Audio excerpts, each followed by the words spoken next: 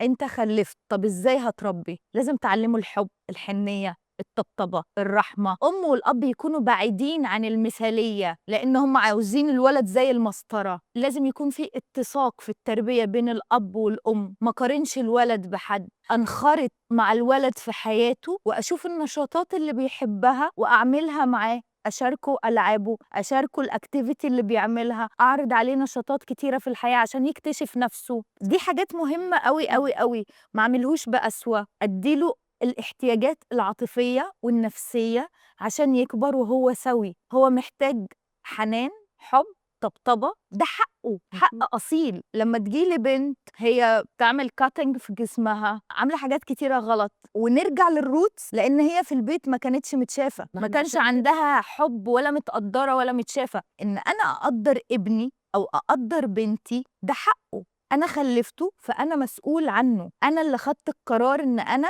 يكون عندي الولد أو البنت دي في حياتي، فأنا مسؤول عنهم.